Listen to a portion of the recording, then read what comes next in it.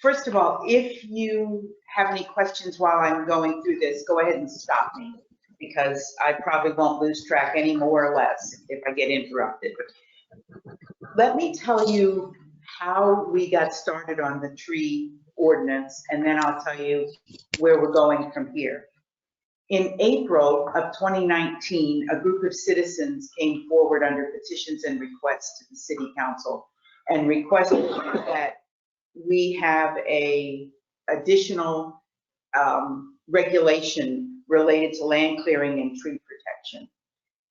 In May of 2019, the City Council held a workshop on the land clearing and tree protection, and then at a workshop in July, they scheduled the workshop in May, they held the workshop in July, and they provided the staff with direction. And what they told us originally was that they wanted to go forward with the quick wins, and then the environmentalists that had asked for this ordinance to be reconsidered wanted to talk about canopy requirements. So the council said, let's do the quick wins because we know canopy will take a while to work through, and then we will go to canopy regulations. So the staff put together a draft ordinance, and that was provided to the TEC for the first time in February of 2020. TEC took 2 meetings over 2 months to review it. And what they largely did was to take the suggestions of the proposed ordinance from a group of people called the Tree Team. Now, the Tree Team is a group of people that are both Titusville residents, North Brevard residents, and residents from other parts of the community. And there were very few changes from the Tree Team recommendation to the TEC's recommendation. In March through May of 2020, we didn't have any advisory boards due to COVID. So we started back up in July with the planning and zoning, and this was July of 2020. Planning and zoning requested that we have a meeting with interested parties, which we conducted in July. And from there, the interested parties said, we would like an opportunity to talk to each other and to other groups to see if we can come up with some kind of compromise. Out of that came 3 ordinances. One from a group of people that I would say were the more development focused. One that came from a compromise group, people who were both representatives of the development interest and the environmental interests. And then we still had the Tree Team recommendation. So by December of last year, we had a lot of ordinances floating around. And what the staff decided to do was to review the ordinances that had been given to us. By that time, we had gone way beyond the council's initial direction to staff to take the quick wins, because from the TEC's original recommendation, there was canopy preservation requirements. So the staff worked on putting something together, and in February, we distributed a copy of the ordinance that you have in front of you. And what I'd like to do is to tell you those things that I think are the most significant changes and the things that you should be aware of.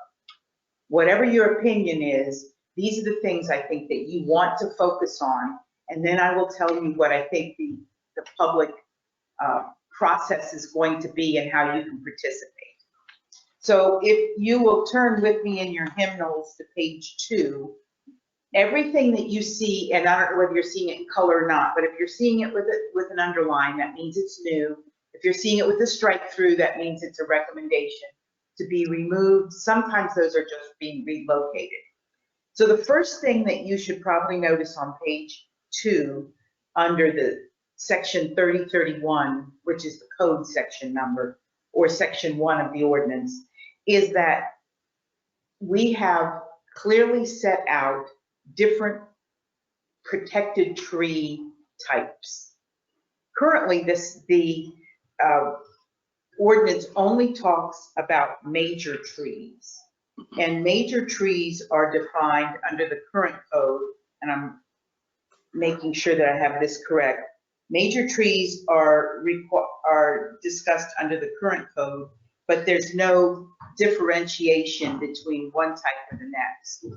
The reason you see a differentiation on page 2 is because the city council said to us, there are certain trees that should probably be considered as untouchable. Originally, the council said, we are concerned that the staff has too much discretion on these trees, and so we would like to have brought to us anytime someone removes a tree of a certain size. So in order to meet the council's thoughts about certain trees being untouchable, we have designated 3 sizes of trees. First of all, the significant tree, which is 14 inches DBH, that stands for diameter of breast height. So 4.5 feet from the ground, take a measuring tape and go around it. And if it's over 14 inches around, then that would be considered a significant tree. Please notice that they're natives or Florida-friendly trees. So we're not including things like Melaleucas or Australian pines in any of this. The second is the specimen tree, and that's from 20 inches up to 46. And then the third is the heritage tree, which are the 46 and above. And it's those heritage trees that you'll see a little bit farther in the ordinance that get treated differently. So the first thing I would suggest is that you think about how you feel about these size trees, because this is kind of the fundamentals of what tree gets protected and what mitigation is required. The next part of this at the very end is the critical root zone. That's currently in the code. We simply moved it to a different part of the code. But what the staff has done is we have also said that under certain circumstances, that critical root zone, that area that if you run over the tree, the root zone, the tree will die if you don't treat it properly. We have designated that there are a little bit of changes you can make to have a little more flexibility than the current code has. The current code says that you take the size of the tree, the DBH of it, you multiply every inch by 12, so you get a foot. So if your tree is 14 inches around, you have a circle 14 feet that would protect that tree. In some cases, we feel like that tree is probably too large a radius. So we have suggested that palm trees get much smaller, and that for individual trees, we could look at individual critical root zones. The next thing that you want to look at is the fact that we've also allowed some impervious surface. Make sure everybody knows what impervious versus pervious. Impervious surface is something that water doesn't run off of. So concrete, asphalt, the tabletop, impervious. Pervious surface is something that water will go through. Mulch, pervious pavement, that kind of thing.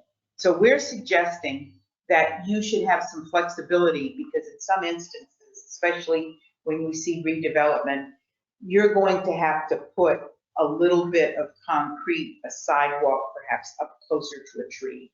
This allows that. So that's something that you also want to look at. The next one in the section 2, this is the big discussion point, in my opinion, when it comes to canopy. Right now, the code says that for residential development, you have to preserve 10% of your site with native vegetation and trees. And then there's a requirement for how many trees you have to have on your property. This is a very different approach to this. This says that you have to preserve 15% of your canopy and that you have to have a total canopy of 25%. So this is a significant amount more preservation. I don't know that it means on every site there's significantly more trees, because the planted requirements may make up for that. But this is something that you really want to look at. The TEC, the Environmental Commission, and the tree team want significantly larger percentages. And their recommendation is for a total tree canopy of 35.5%. Now, you may want to look at Brevard County's tree requirements, which are somewhat less than this, but this is a compromise between what the TEC recommended and what the what the more development-minded groups recommended. So I think that if you want to focus in, you need to look at this. And what you could do is ask someone, perhaps you've had an opportunity to go through a project of your own, and talk to someone about what this would look like on your latest project or your favorite project, or if you can just take an aerial and look and say, okay, what is 15, what is 25%? Also, there's no current requirement in the code for preservation of canopy for commercial and industrial. So you need to look at that. This is a very big deal. The other issue, and this is a little bit of a issue more for staff perhaps than some other people, but we also have in here how we're going to determine what the tree canopy is when we get your project to review. I want to mention to you that some people have suggested that tree canopy, if we were to say that this canopy requirement or whatever percentage gets done would be not just what the current is, but what would the tree would grow to in 5 years. That would allow the property to not be quite so heavily wooded now, knowing that in 5 years.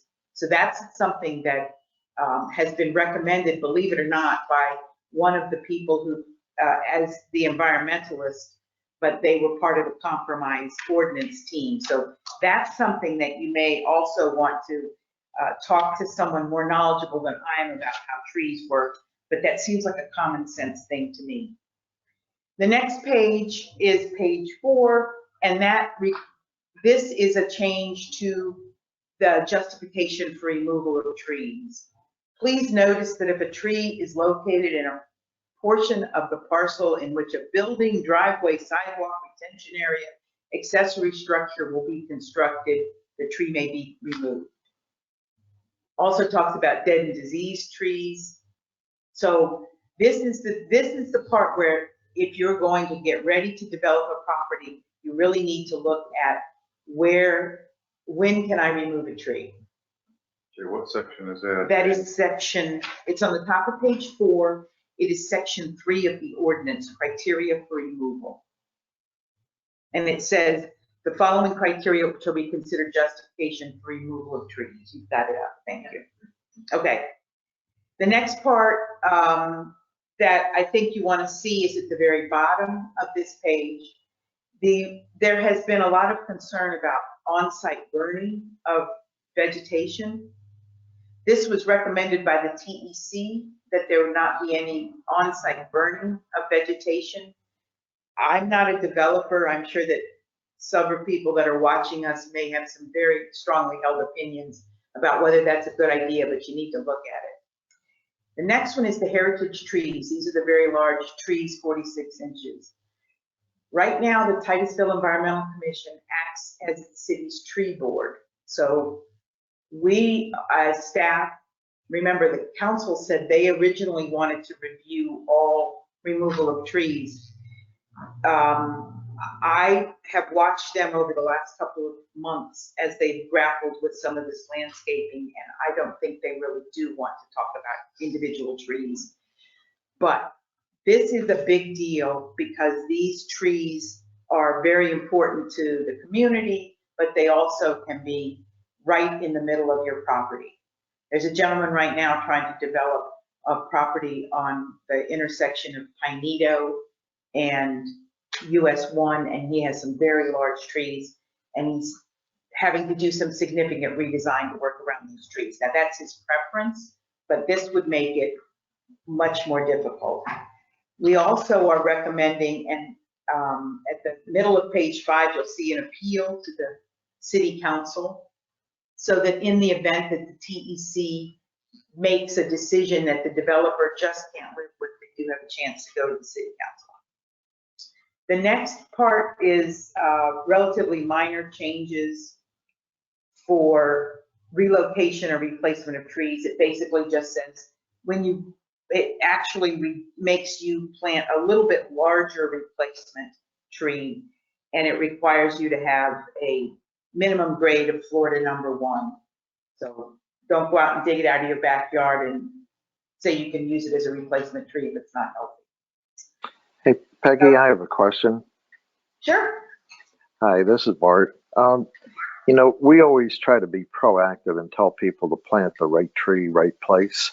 Yes. Because sometimes you'll have people that will plant gigantic trees right next to the power lines, and then they get mad when we have to go out there and clear the lines within 10 feet of the easement. And I didn't know if this addresses anything about that particular suggestion that we have. The site plan will not allow you to put a tree within 15 feet of a power line. Okay. But that's not the individual property owner who's got a quarter-acre lot. That's the large developments that we review. Okay, I will send you the link just so you're aware of what kind of trees we recommend in the event you want to include anything like that. Absolutely, that would be very helpful. Thank you. Appreciate it. Thank you. Okay, the next page that you want to look at, page 6, talks about mitigation. And this is where it becomes significant. I'm sorry, this is where the definition of significant specimen and heritage trees makes a difference.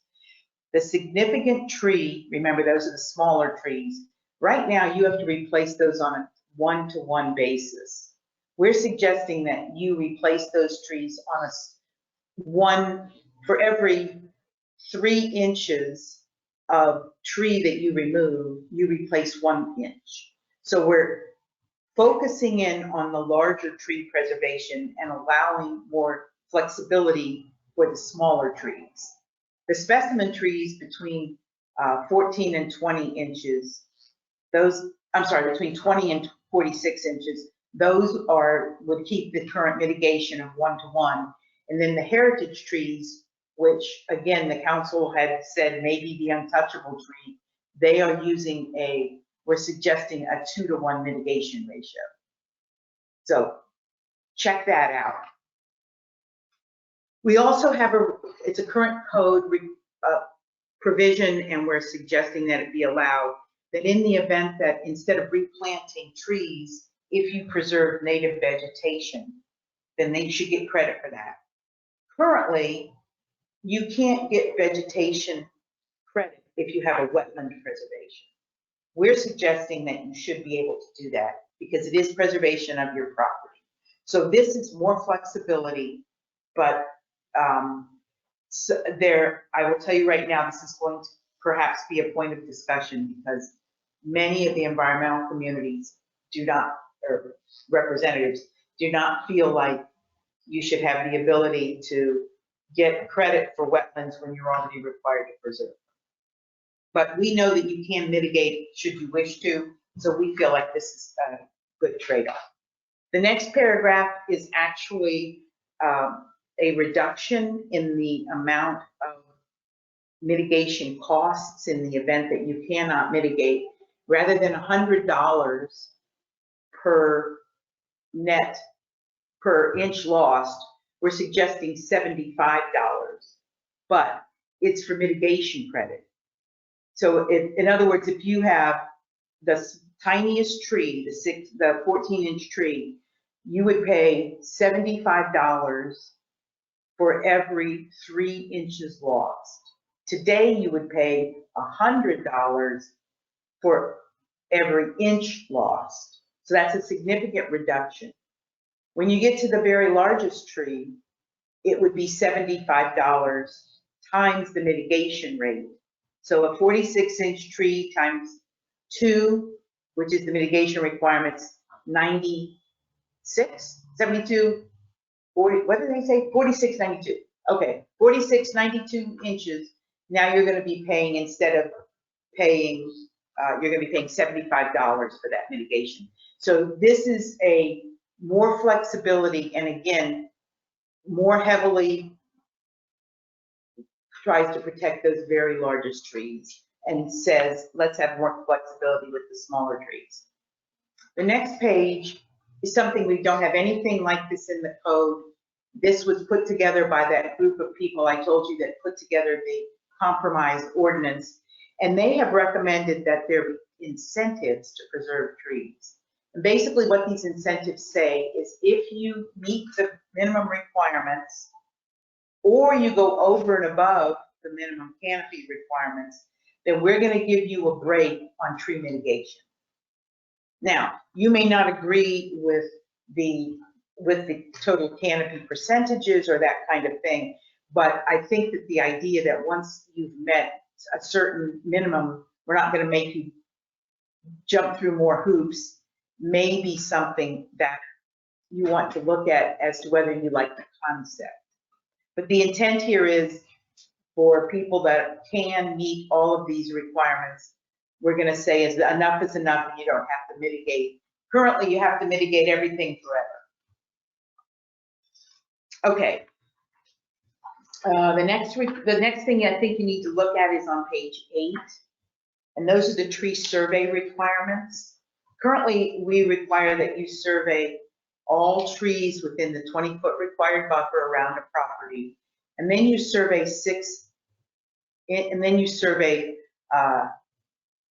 other trees within the center of the property on a certain size. The staff feels like this can be very difficult, especially on larger properties. So what we're suggesting is that you may be able to do a sampling of vegetation on a heavily wooded lot, so that you don't have to go out there and spend 5 days surveying every tree. If the property looks like it's fairly consistently vegetated, we'll take a couple of samples and that will help us. So this may be something that you like, it may not be, but it does have flexibility. Finally, what you see on page 9 is kind of repetitive for what you've already seen. This is, well, that, all those strike throughs is just something that's the survey information that we've changed.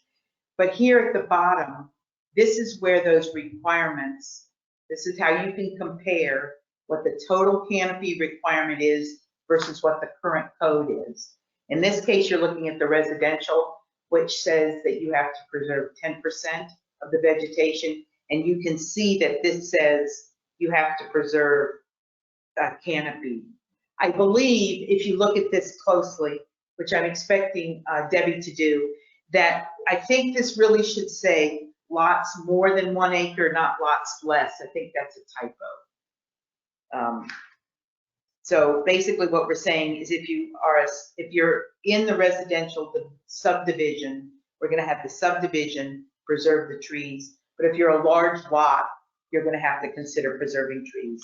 And then on the next page, you're going to look at the commercial and industrial, and you can see that currently the required area is 10% of the landscape area, and that's where these canopies are a significant change. So you want to look at that. And then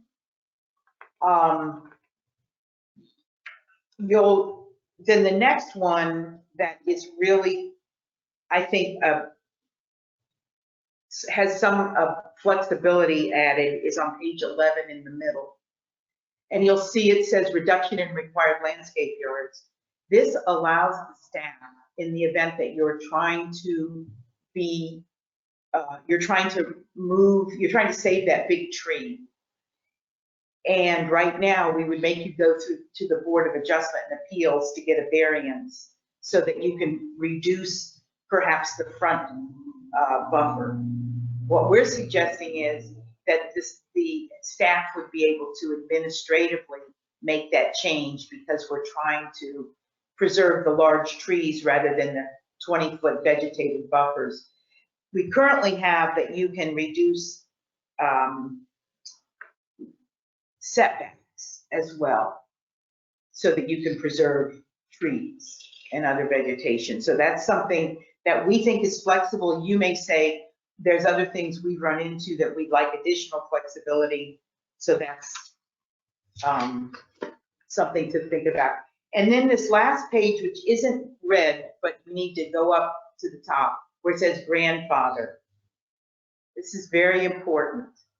This is what's going to tell you what project can continue to move forward regardless of when this ordinance is adopted. Now, I believe that some of the recommendations that have come forward from some of the groups are much too stringent. And I believe that you need to say, once someone has come in with a completed application, once they have their preliminary plat, those kind of things, then you are vested. I expect this will be a very hotly debated issue. So I'd like you to really focus in on that. And even if you love the language in front of you, I would be very careful to make sure that the language, whatever language you love, moves right along, because I expect when we get into public hearing that there will be some people who are very concerned about this grandfathering. So let me tell you what the next step is. The staff's goal is to have this to the Titusville Environmental Commission at their meeting on April 14th. The next projected meeting would be planning and zoning on May 5th. Now, when I say that this is projected, I say that because I don't have an ad that's been run yet. I expect to get that ad to the clerk's office this week. So this is what I'd like to do. For any of you who don't receive emails from me as part of the tree contact list, I would love to put you on this if you have any interest in following this issue.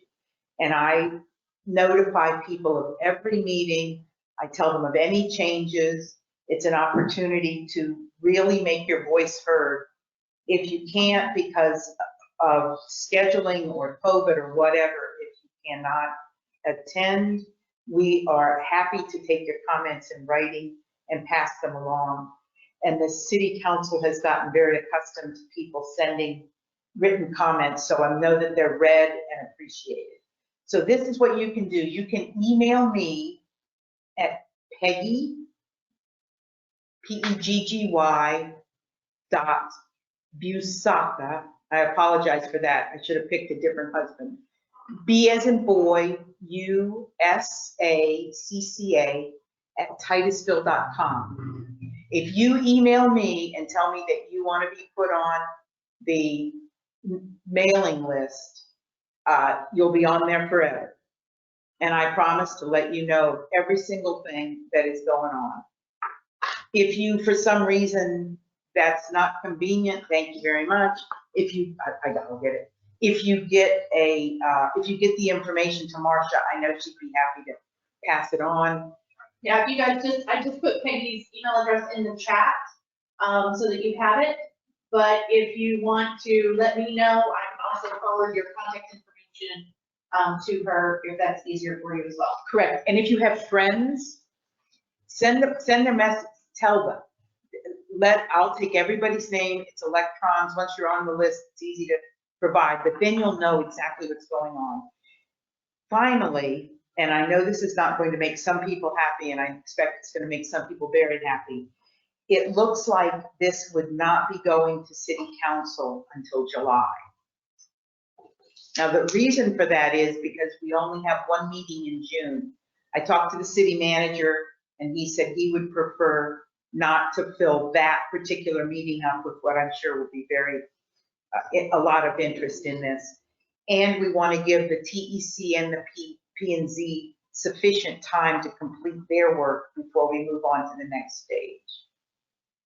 So with that, I would be happy to answer any questions that I can, and if I can't, I'll write them down and make sure you get the answer. Well, I'm gonna ask a question that's affecting, existing homes. Okay. I know the past project has always been, let's have trees, have them all over the lot next to the house. Insurance needs have changed greatly in the state of Florida, to the point now that if you have a tree that's anywhere over the roof of your house, the insurance company is saying either has to be removed or severely pruned to the point it Right. affects the tree. So what kind of flexibility does a homeowner have? And I'll use an example of plantation oaks. They planted all these oak trees all over the place, and they've sprouted out and they're hanging over the houses. Right. Today's insurance market has gotten to the point right now, if you have a roof over 10 years old, you can't get insurance. Yeah. And that's ridiculous to have a 12-year-old roof replaced because they're 10 years old. Now you have the added benefit, oh, you have a tree over the house. Right. So you'll like my answer. First of all, if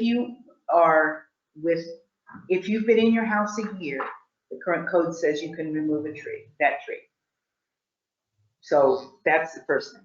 The second thing is the current code says that if you've got trees located in such close proximity to buildings, driveways, sidewalks, or accessory structures, that becomes an issue, you can remove it. But this is the most important thing perhaps, is that the legislature a couple of years ago passed an ordinance that said that if you can get an arborist to show that the tree is a danger to your home, a person, whatever, then you can take that tree down without a permit. So we can't even ask now that's for residential only, that's not commercial. Okay. But my suggestion is that you get that certification.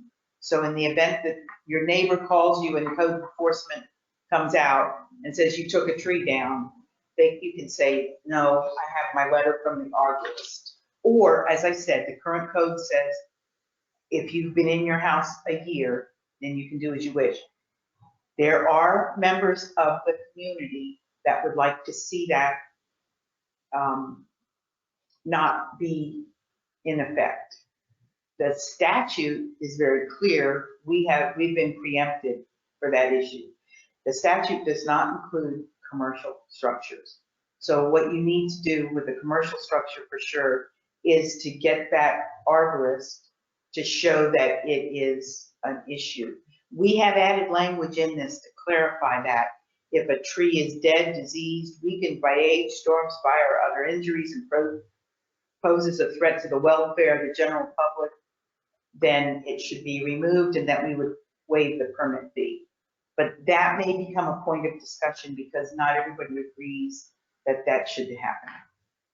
But that's what the staff is recommending, and the statute already allows it for residential. All right. I have a question to add on to Al's. So we've been in our house since 2010, and we've planted a number of trees since we've been here, but there are some palm trees that we would like to get rid of. Now, they are native, but we want to get rid of a couple of palm trees. Is that a problem? It doesn't matter under our current ordinance, as long as you've been there a year. Okay. That's what I needed to know. Thanks. You're welcome. Hey, Peggy. Yeah, hey. Peggy and Marcia, this is Joe Mayer with Lockheed Martin. Had two questions. One was, I was wondering, can you share with us or tell us how much the city council members have been involved, briefed, engaged in this discussion up to this point? I mean, it's been going on for a while. That would be one question. The other one's probably because I'm not fluent in trees, is a location like the Lockheed Martin site in Titusville, our Fleet Ballistic Missile headquarters site, is that considered industrial or is that considered commercial? I believe the zoning is industrial, so we would consider it industrial. Okay. The next question is about the city council. I think that engagement depends on the individual. I believe that there's some council people who probably get a lot of phone calls, a lot of emails from their constituency who are much more aware of their constituency's concerns about the tree ordinance. I think that there's a few people that they don't get the kind of discussions from their constituency, so they may not be as aware. Do you disagree with that? No, Yeah. I think it's who you see in Publix. yeah. I think at this point, they haven't, because it's in committee and in staff stands, the engagement level is pretty low by design. But that they are hearing, some of them are hearing from interested parties about it. But based on the nature, council doesn't just pop into No. TEC meetings or P&Z meetings because of the nature of the system. Does that help? Yes, thank you. Okay. And Peggy. if you need, Troy, sorry to interrupt you, but if you need all of the council, if you want to communicate with the council, the City of Titusville has a great system for their emails, and it is just simply first name dot last name at titusville.com, and all council members have that email address. Troy, you had a question or comment? Yes, I do. Thank you. I appreciate Peggy being there. So I'm just trying to understand a few things, and I guess I'll start with the first being a scenario. This is on the heritage trees, the significant trees. So if you have a heritage tree, let's say it's in the middle of an industrial lot, under the current ordinance, there are steps to remove it that you could take. Is that correct? But under this Yes, new sir, that's plan, correct. under the new plan, you would not be able to remove it. You'd have to work your site plan around the existence of that tree. Or you'd have to go to the TEC and have them review that. And we have specific criteria under that the TEC would have to review that under. Make sure I am telling you where it is in the ordinance. The specific criteria begins on the bottom of page 4.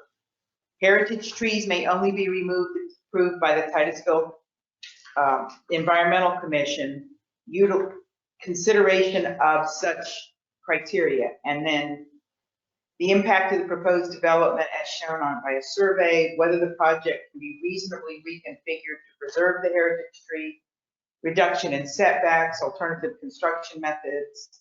So there's a whole list of criteria. That may be something that page 4 and 5. And so if you didn't agree with if you didn't agree with the decision of the TEC, you can't appeal it directly to the council? Correct. Okay. Yes, that's what this says, page 5. Okay. Right there, see heritage trees? Yep. And then when you get down there, the appeal to decision would be heard by the city council. Never bad. Correct. So now these conditions are significantly more flexible than what the TEC originally recommended. They recommended all kinds of things that I would not know how to interpret, such as the financial feasibility. Well, what's financially feasible for me may not be financially feasible for you. So my suggestion is the things that probably really matter here are what those criteria are and whether you feel like those criteria, regardless of who makes the final decision, of whether those criteria are sufficient. Because any appeal would be based on the same criteria. So I guess my second question has to do with the canopy requirements. Is there an appeal process for that as well? If you had an industrial user that couldn't comply with the, what is it, 20, well, I guess industrial is 15%, but commercial is 25% total canopy. Correct. They're basically, that would go to the Board of Adjustment and Appeals. So that may be something that somebody thinks is a better idea than going to the Board of Adjustment and Appeals. They have specific criteria in the Board of Adjustment and Appeals in the code. And basically that's based on the lot, it's the property itself. But now you also, so that heritage trees is definitely an issue, and that came from the council's concern that there were certain trees that are untouchable, is the way they phrased it. There's a whole lot of ways to skin this cat. You can look and see if the size is wrong. You can look and see if there are certain times where it doesn't matter how big the tree is, it should be removed, and that they only need to appeal or go to the TEC if it's in, a specific, a portion of the property, like if it's dead center in the middle of the property and you've got a building over 10,000 square feet, whatever those criteria could be. So that may be another way to do this. It's possible that the council will change their minds about what it is or isn't that is untouchable. And I've already had several people who said, I'm going to take a plan and I'm going to overlay the suggestions that are here and see how it would work. And that type of presentation may be very persuasive to council. I don't know how persuasive it's going to be to the advisory committees because I have no idea what their take is on this. Do we have other questions? Yes, Troy. I was just going to say, thank you, Peggy. Yeah, I can speak to one subject, on the Board of Adjustments and Appeals. And yes, and this is a case, so I can say what the decision was. Developer was wanting to put in townhomes, and the current code says they had to have 2 canopy trees in the front. Well, in a townhome situation, there's only so many square feet. And to put 2 canopies, within no time you're over the house, you're everything else. And so we did allow 1.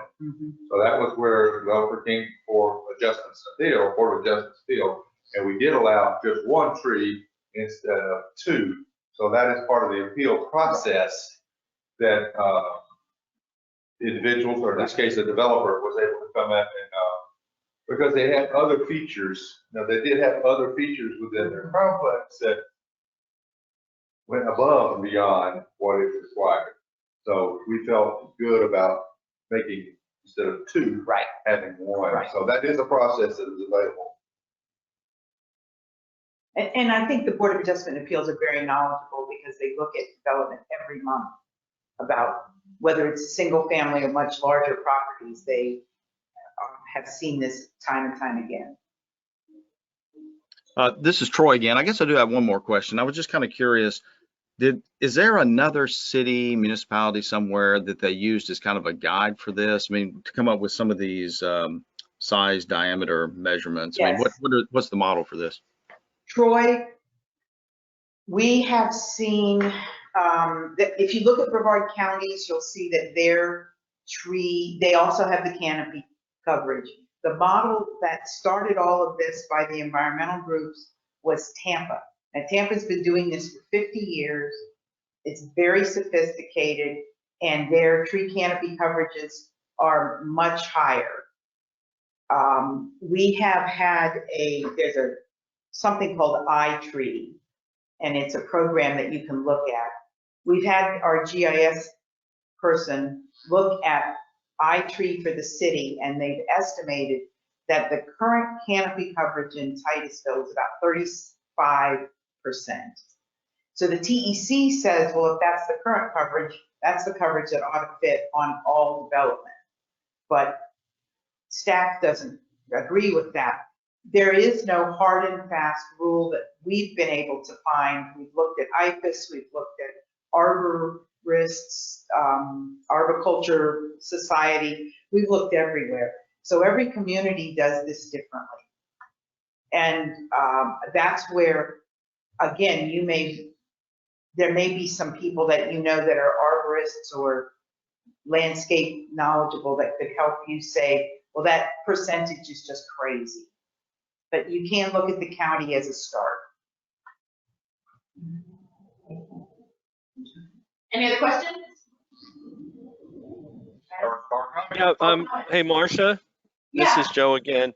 And I may contradict, I'm not sure what Peggy just said when I think I heard her say you can't look at the county as a start, and it might have to do with a specific element. What I was wondering, in terms of this tree canopy coverage and some notes I jotted down from that section 30 to 31.5, industrial 15%, total canopy, preserved canopy minimum 10%. How does that compare to Brevard County? Do they have an equivalent type of stipulation? They do. And I don't remember whether theirs is 10 or 17%, but they do have a stipulation of canopy for all of those types of development. To the best of your recollection, it's less than what's being proposed. I don't remember, honestly. Okay. It's somewhere between 10 and 17. Those two things stick in my brain, but honestly, I don't remember. But you can look it up it's in Muni code. Yes. Yes. Okay, thank you. Mhm. Do we see any other comments or questions for Peggy about this procedure or dates or timelines or concerns? When I always get smarter when I leave the room. So if you have questions that you need to think and you don't think of them until later, you have my email and I'd be delighted to help you answer any questions, come back as we get through this process, whatever it is that can help you so that you feel like you're informed and make good comments when this is going through. All right.